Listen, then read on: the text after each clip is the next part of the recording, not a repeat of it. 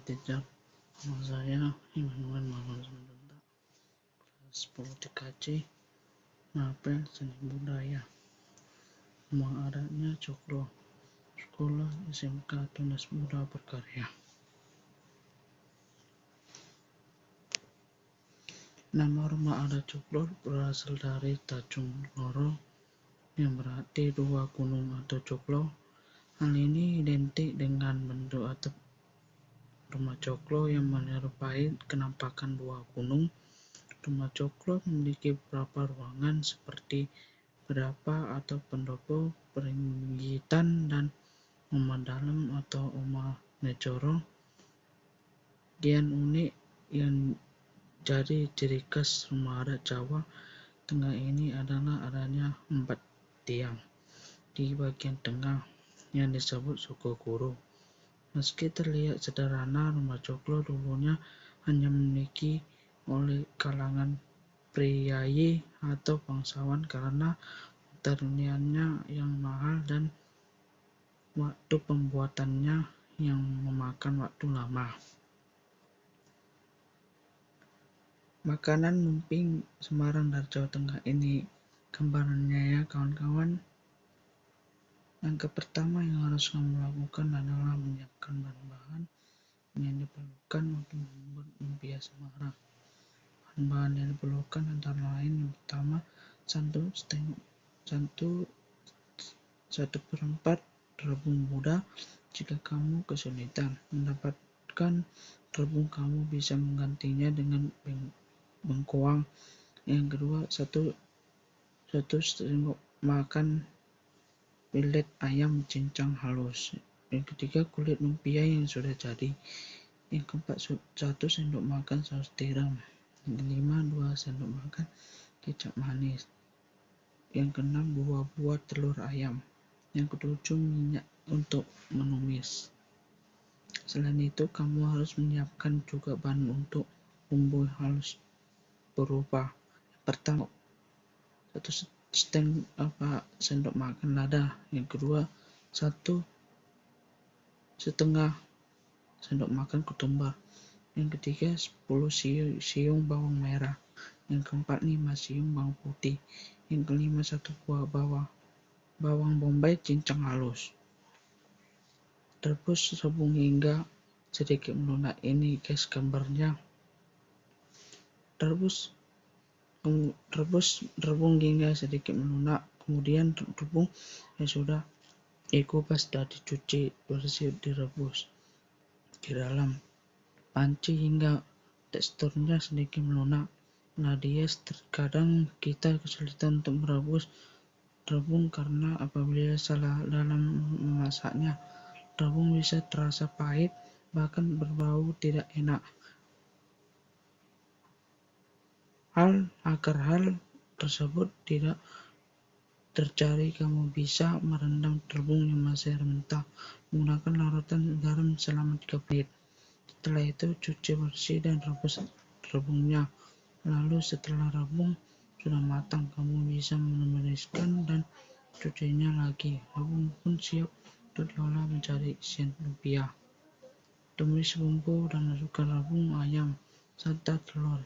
Kemudian tumis bawang bombay sampai layu, lalu masukkan bumbu halus yang telah disiapkan. Tumis hingga wangi, sisihkan di wajan. Selanjutnya kamu bisa menumis ayam hingga berubah warna menjadi putih. Lalu masukkan telur buat orak-arik. Selanjutnya kamu bisa langsung memasukkan rebung ke dalam wajan, berisikan bumbu yang telah ditumis tadi. Masukkan juga tumisan yang ayam beserta telur, kemudian tambahkan daun bawang, kecap manis, saus tiram, kecap asin, garam, gula, dan aduk rata hingga air menyusut. Beri isian pada kulit lumpia, lalu gulung-gulung lumpianya. Siapkan kulit lumpia dan juga isian rebung yang sudah jadi. Siapkan juga 1 butir telur yang disisihkan kuning telurnya saja. Kocok dan gunakan untuk bahan perekat. Beri isi kulit lumpia dengan isi rebung yang jadi dari dibuat gulung dan basi merekat agar tidak terbuka. goreng lumpia, angkat dan tiriskan. Siapkan wajan dan beri minyak goreng, lalu panaskan. Setelah minyak sudah dirasa panas, masukkan bulungan lumpia ke dalam wajan. Goreng hingga lumpia berubah warna menjadi kemasan. Kemudian angkat dan tiriskan. Nah, lumpia Semarang pun sudah siap untuk dihidangkan Ladies. Nah, itu tadi resep membuat lumpia Semarang, makanan khas Jawa Tengah Ladies. Ini mudah untuk dicoba di rumah. Rasanya dijamin enak, maknyus banget. Kamu tertarik mencoba di rumah. Pakaian adat Jawa Tengah adalah kebaya. Terjadi polemik sejarah terkait dengan kebaya. Ada yang menyatakan kebaya asalnya dari Cina, kemudian menyebar ke Melaka, Jawa, Bali, Sumatera, dan Sulawesi.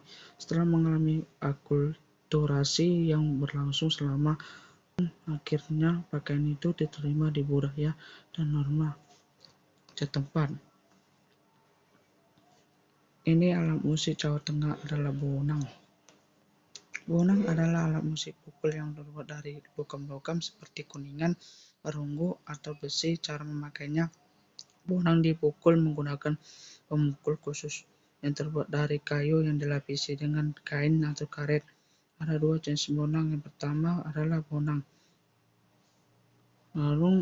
burung yang berukuran lebih besar dan bonang penerus yang berukuran lebih kecil. Bonang barung berukuran sedang, berukuran tengah sampai tinggi adalah salah satu dari instrumen-instrumen pemuka dalam ansambel, khususnya dalam teknik tabuhan pipilan pola-pola nada yang selalu mengantisipasi nada-nada yang akan datang dapat menuntun lagu. Instrumen-instrumen lainnya, pakaian jenis gading, bonang barung memainkan pembuka gading, gak kurang menentukan gading yang akan dimainkan dan menuntun alur lagu gading.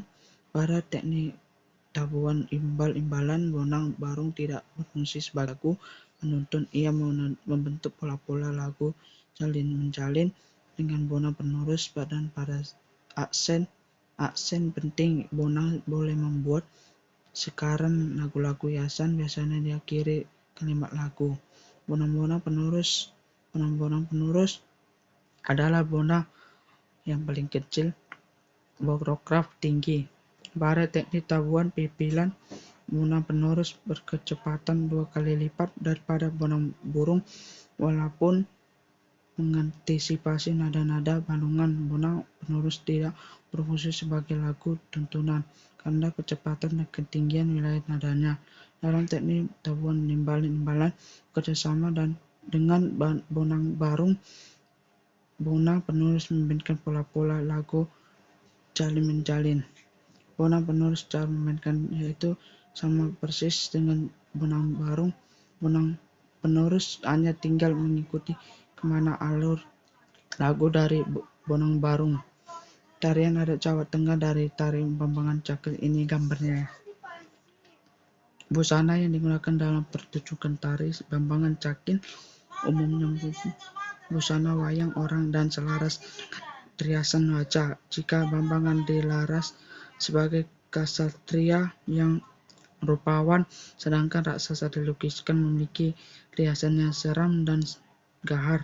Beberapa busana dari properti yang digunakan dalam tarian Bambangan Cakil diantaranya: yang pertama katok, celana kain selulut. Yang kedua cari, kain batik Jawa selulut. Yang ketiga satagen, dililitkan pada pinggang untuk mengencangkan kain.